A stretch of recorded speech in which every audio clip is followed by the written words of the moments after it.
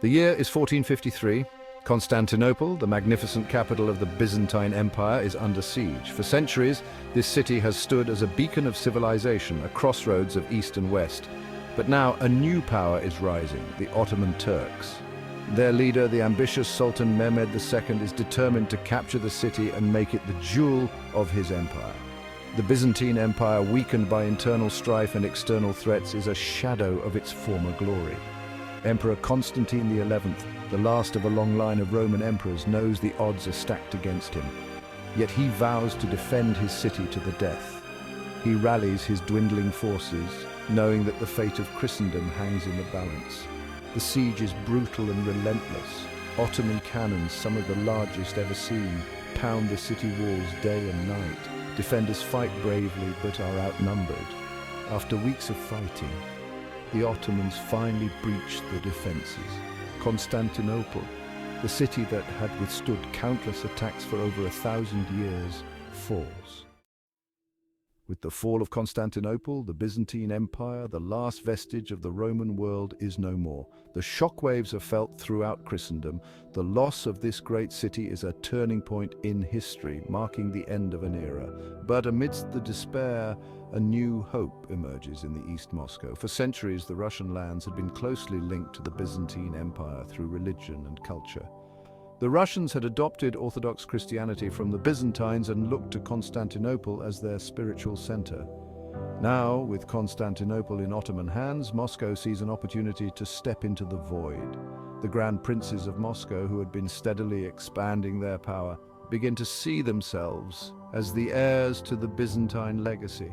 They promote the idea of Moscow as the third Rome, the new center of the Orthodox world.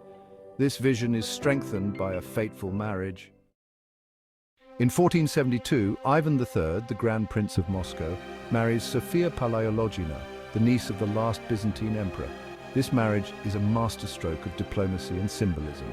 It links Moscow directly to the Byzantine imperial family and reinforces its claim to be the successor state to the Byzantine Empire. Sophia, a woman of great intelligence and ambition, embraces her new role. She encourages her husband to adopt Byzantine customs and rituals. The Russian court begins to model itself on the splendor of Constantinople.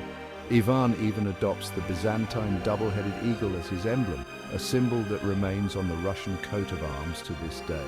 The Orthodox Church, which had been a powerful force in Byzantine society, plays a pivotal role in Moscow's rise. With the fall of Constantinople, the Patriarchate of Constantinople, the spiritual leader of the Orthodox world, falls under Ottoman control. The Russian Orthodox Church seizes this opportunity to assert its independence. In 1589, the Russian Orthodox Church elevates its leader to the rank of Patriarch, equal in status to the Patriarch of Constantinople.